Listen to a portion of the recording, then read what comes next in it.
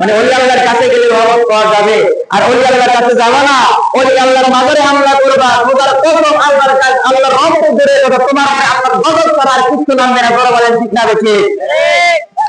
আল্লাহর ওলির বিরুদ্ধে করবা, আল্লাহ মানবে না। আল্লাহ কি বলে দিচ্ছে, মানে আগামী ওলির তাদের আলমদের হক, যে ব্যক্তি আমার ওলির বিরুদ্ধে করবে আমি আল্লাহ স্বয়ং নিজে কাজ করতে একটা আয়াত বললাম। দ্বিতীয়ত আমার আরসালনাকা ইল্লা রাহমাতাল লিল আলামিন, দেখি হে আবিদ আমি আপনাকে তামাম জগতের রহমত প্রেরণ করেছি। বলেন সুবহানাল্লাহ। আর তারপরে যদি রহমত থেকে থাকে তো বলতে পারবে না, জোরে আছে না? আছে তো। আর আমার আল্লাহ এই রহমত কোথায় গেলে পাওয়া যাবে? আল্লাহ রাব্বুল আলামিন বলে দিয়েছে ইন্না রাহমাতুল্লাহি করিবুম মিনাল মুহসিনিন। জোরে বলেন না সুবহানাল্লাহ। মানে ওলি আল্লাহর কাছে গেলে রহমত পাওয়া যাবে।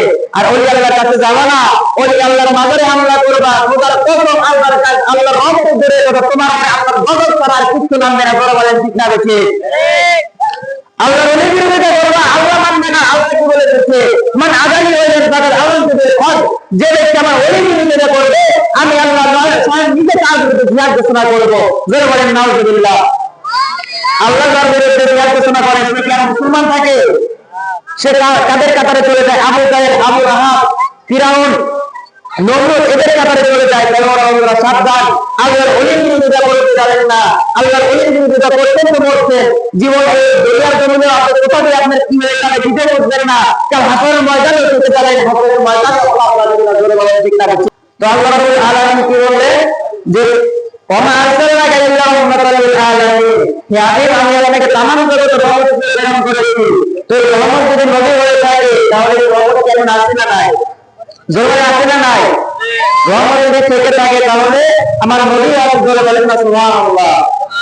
যদি রহমত থেকে থাকে তাহলে আমরা কি কেউ রহমতের দিকে আছি?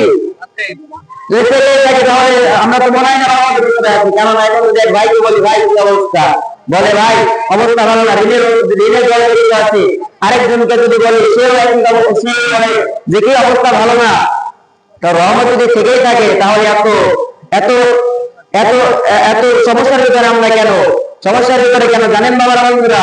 আল্লাহ বলেছে রহমত আল্লাহর নবী, কিন্তু এই রহমতটা কোন জায়গায় গেলে পাওয়া যাবে সেটাও কিন্তু আল্লাহ বলে দিয়েছে। এখন আমার ফরিদপুরে আপনি যদি ঢাকা থেকে একটা চিঠি পাঠান, দেখি আমার নাম দিলেন সব দিলেন কিন্তু ঠিকানা দিয়ে দিলেন পরীক্ষা, ওই চিঠি আমার কাছে কখন আর কখনো ওই চিঠি আর পৌঁছাবে না।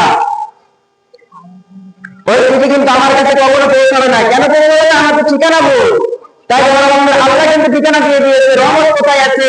আল্লাহ রাব্বুল আলামিন কোরআনে সূরা আরাফের 56 নম্বর আয়াতে বলেন ইন্না রাহমাতাল্লাহি করিবুম মিনাল মুহসিনিন। সুবহানাল্লাহ।